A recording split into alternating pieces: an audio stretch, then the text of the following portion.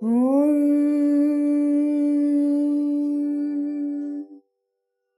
ద్వైత విశిష్టవాద కుశవైరద్వైత భక్తృర్చితం సార విచార చారు మనసం సంఘావతం వల్లభం స్వాప్తానాప్త సమస్త జీవ సతయం జ్ఞానాశ్రయమాశ్రయం స్వాప్తానాప్త సమస్త జీవ సతయం జ్ఞానాశ్రయమాశ్రయం వందే ద్వైత గురుం జగతాం ధీశంకరం శంకరం వందే ద్వైత గురుం జగతాం ధీశంకరం శంకరం. శృతి స్మృతి పురాణానాం ఆలయం కరుణాలయం శృతి స్మృతి పురాణానాం ఆలయం కరుణాలయం నమామి భగవత్పాదశంకరం నమామి భగవత్పాదశంకరం లోకశంకరం లోకశంకరం. శ్రీ గురుభ్యో నమః. శ్రీ శ్రవణ ఛానల్కి శ్రోతలందరికీ కూడాను మరొకసారి స్వాగతం. ఈరోజు మనం 73వ శ్లోకాన్ని వినేద్దాం. దాని తర్వాత ప్రతిపదార్థాన్ని తెలుసుకుందాం. యద్బోద్ధవ్యం తవేదానీం ఆత్మానాత్మవివేచనం తదుచ్యతే మయా సమ్యక్ శ్రుత్వాత్మన్యవధారయ. ఇప్పుడు ప్రతిపదార్థం. తవ నీకు, ఇదానీం ఇప్పుడు, యత్ ఏ కారణం వల్ల, ఆత్మానాత్మ వివేచనం ఆత్మాన అనాత్మల వివేచనము, బోద్ధవ్యం తెలియదగినదో తత్ ఆ కారణం వల్ల, మయా నా చేత, సమ్యక్ బాగుగా, ఉచ్యతే చెప్పబడుతోంది, శ్రుత్వా విని, ఆత్మని మనస్సులో, అవధారయ నిశ్చయించుకో అంటూ గురువుగారు శిష్యుడికి చెప్తున్నారన్నమాట. తాత్పర్యం ఏమిటొస్తుంది? నువ్వు ముందుగా ఆత్మ అనాత్మ వివేకాన్ని పొందాలయ్యా. ఏది ఆత్మ ఏది ఆత్మ కాదు అనే విషయాన్ని తెలుసుకోవాలి అంటున్నారు ఆయన. ఈ విషయాన్ని నేను నీకు ముందుగా బోధిస్తాను, నువ్వు చక్కగా విను, నీ చిత్తంలో దాన్ని పదిలపరుచుకో అంటూ గురువుగారు ఇక్కడ చెప్పడం జరుగుతోంది. అంటే ఆత్మ అంటే ఏమిటి? నిజమైన నేను. అనాత్మ అంటే నాకు చెందనిది కాని నేను, నాకు చెందనివి అని అర్థం తీసుకోవచ్చు. ఈ రెండిటి మధ్య భేదాన్ని తెలుసుకోవడమే మనకిక్కడ మోక్షానికి మూలం అంటున్నారు గురువర్యులు. మనిషి సాధారణంగా ఎలా భావిస్తాడు? నేను శరీరం, నేను మనస్సు, నేను భావాలు. కానీ మరి వేదాంతం అలా చెప్తుందా? చెప్పట్లేదు. ఇవన్నీ అనాత్మలయ్యా. నిజమైన నేను అంటే సాక్షి చైతన్యం అని చెప్పుకున్నామే మనం, అదే నిజం అంటున్నారు. ఈ రెండిటి మధ్య భేదాన్ని తెలుసుకోవడమే వివేకం అంటున్నారు. నా అసతో విద్యతే భావ నా భావో విద్యతే సతః అన్నారు. అనిత్యం నశిస్తుంది, నిత్యం ఎప్పటికీ నశించదు అంటూ చెప్పడం జరిగింది కృష్ణ పరమాత్మ. వాసాంసి జీర్ణాన్ని యథా విహాయ అంటూ చెప్పడం జరిగింది. శరీరం మారిపోతూ ఉంటుంది కానీ ఆత్మ ఎన్నడూ కూడాను మారదు అంటూ. చూసేది ఎప్పుడు దృశ్యం, అది అనాత్మ. చూసేవాడు ఎప్పుడు దృక్, అది ఆత్మ. బృహదారణ్యకోపనిషత్తులో మనం పెద్దలందరూ ఎప్పుడు చెప్తుంటారు, నేతి నేతి నేతి అంటూ ఇది కాదు ఇది కాదు ఇది కాదు అంటూ అన్నిటినీ తోసిపుచ్చితే చివరికి మిగిలేది ఒక్క సత్యం, అది ఆత్మరూపంలో మిగులుతుంది. మిగిలినవన్నీ ఈ నేతి నేతి అని చెప్పుకున్నవన్నీ కూడాను అనాత్మలే అయిపోతాయన్నమాట. మనం ఇదివరకు కూడా ఒకసారి హనుమంతుడి విషయంలో చెప్పుకోవడం జరిగింది. శరీరంగా నేను నీకు దాసుణ్ణయ్యా, జీవాత్మగా నేను నీకు అంశం, ఆత్మగా నేనే నువ్వు అన్నాడు. అంటే ఆత్మగా రాముడే హనుమంతుడు అని చెప్పాడనమాట. ఆత్మ అనాత్మ వివేకానికి ఇంతకంటే గొప్ప ఉదాహరణ ఏముంటుంది చెప్పండి. నేటి సమాజంలో మనిషి తనని వేటితోటి గుర్తిస్తున్నాడు? ఉద్యోగము, డబ్బు, పేరు, వీటితో గుర్తిస్తున్నాడు. ఇవన్నీ అనాత్మలు. ఇవి మారిపోతే మనిషి కుంగిపోతాడు. కానీ నేను చైతన్య స్వరూపుణ్ణి అని తెలుసుకున్నవాడు ఎప్పటికీ స్థిరంగా ఎలా ఉన్నాడో అలాగే ఉంటాడనమాట. నేను అనుకునే ఈ శరీరం నాది కాదు, మనస్సు నాది కాదు. అవన్నీ కనిపించే వస్తువులు మాత్రమే. వాటిని సాక్షిగా చూసేవాడు లోపల ఒకడున్నాడు. అదే సాక్షి చైతన్యం, నిజమైన ఆత్మ. అది దాన్ని తెలుసుకున్న రోజే మనం స్వతంత్రాన్ని పొందగలుగుతాం. ఇక్కడ మనం ఒక్కసారి ఈ భగవద్గీత విశ్లేషణని కూడాను చూద్దాం. ఇక్కడ నా అసతో విద్యతే భావ నా భావో విద్యతే సతః అంటూ అన్నారు కదా. మిథ్యా వస్తువుకి ఉనికి లేదు, సత్యవస్తువు లేకుండా ఉండడం అన్నది లేదు అంటున్నారు. అంటే ఆత్మతత్వం తెలిసిన వారు ఈ రెండిటి యొక్క స్వరూపాన్ని సాక్షాత్కరించుకుంటారు అంటూ చెప్పడం జరుగుతోంది ఇందులో. మనం ఆత్మ నిత్యం అంటూ ఎప్పుడు చెప్పుకుంటాం. ఆత్మ సత్యం, అనాత్మ మిథ్య. ఇది చాలా ముఖ్యమైనది, చాలా లోతైన శ్లోకం. చాలా సాంకేతిక పదాలు మనకి ఇందులో కనబడుతున్నాయి. ఇందులో ఇది మెల్లిగా మనం దీని గురించి తెలుసుకుందాం. దీని వివరణ కొంచెంగా మనం తెలుసుకుంటూ ముందుకెళ్దాం. స్వాభావిక ధర్మము, ఆగంతుక ధర్మం అన్నారు. ప్రతి వస్తువుకి 2 ధర్మాలుంటాయి.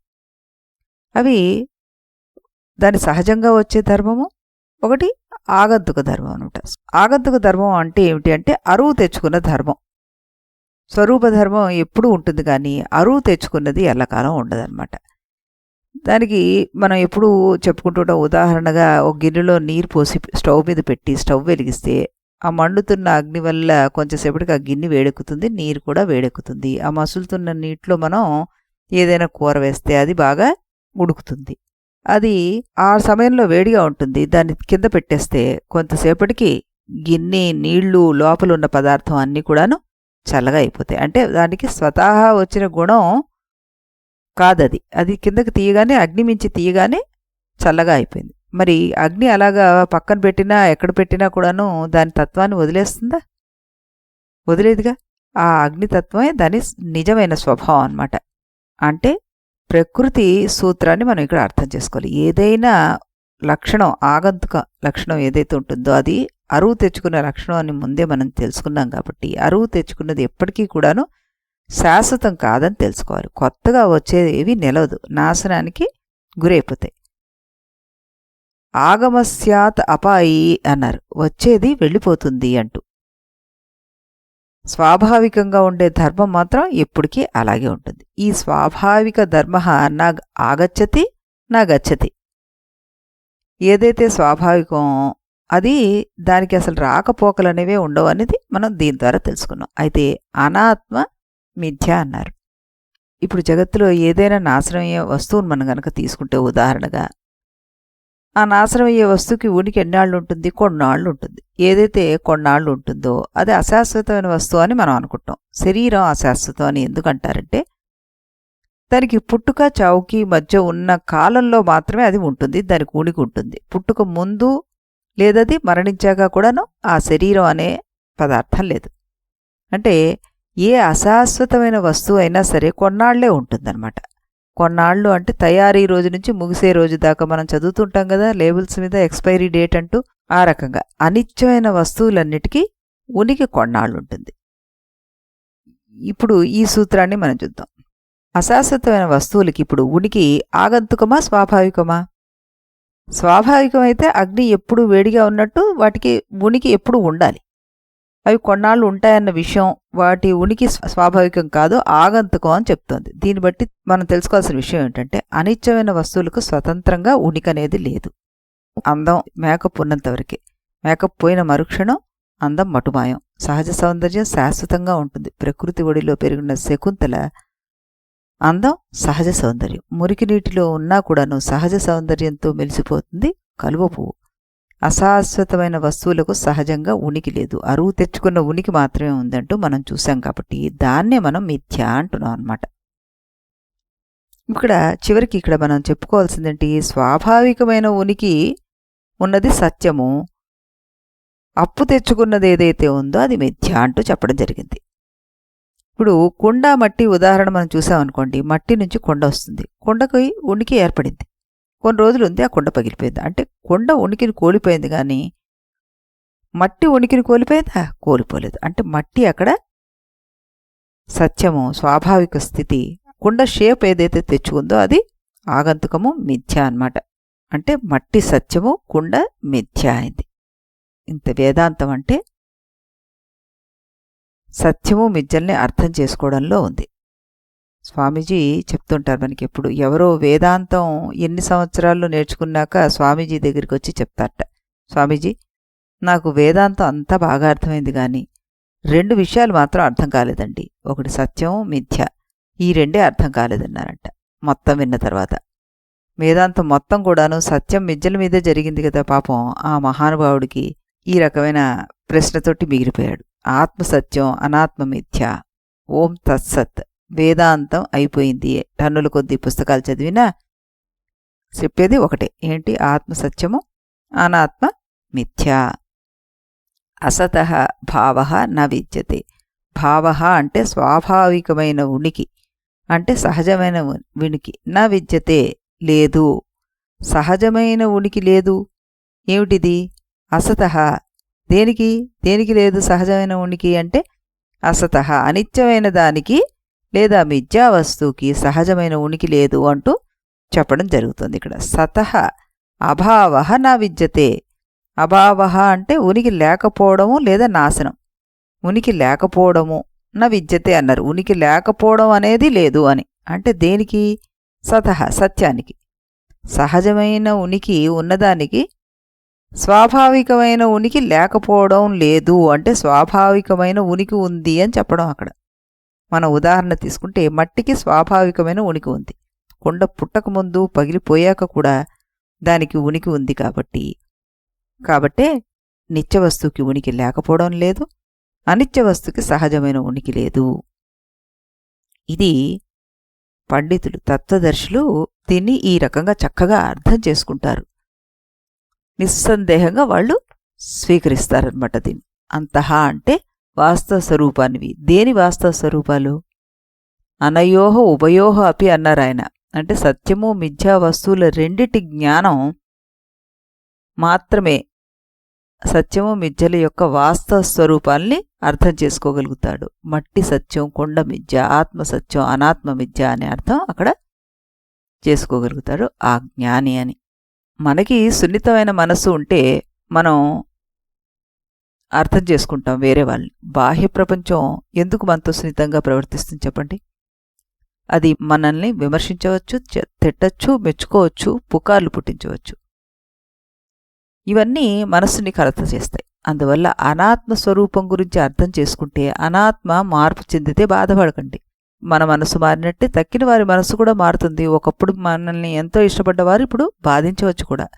ఇలా 2 స్వభావాల్ని తెలుసుకున్నవాడు జ్ఞాని అవుతాడు అంటూ ఈ కృష్ణ పరమాత్మ ఈ శ్లోకానికి అద్భుతమైన అర్థాన్ని చెప్పడం జరిగిందనమాట.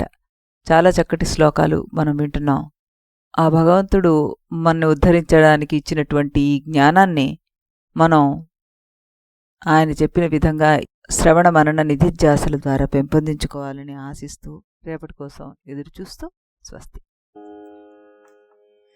इति गुरुवाक्यम् इति गुरुवाक्यं विधि वेदान्तं विदितारकमिति ब्रह्ममु इति गुरुवाक्यं विधि वेदान्तं विदितारकमिति ब्रह्ममु इति मोदलिदि नडुमिदि तुदि తెలిసిన వాడెవడుగా ఇది మొదలిది నడుమిది తుది తెలిసిన వాడెవడుగా ఇది గురువాక్యం విధి వేదాంతం విదితారకమితి బ్రహ్మము ఇది గురువాక్యం.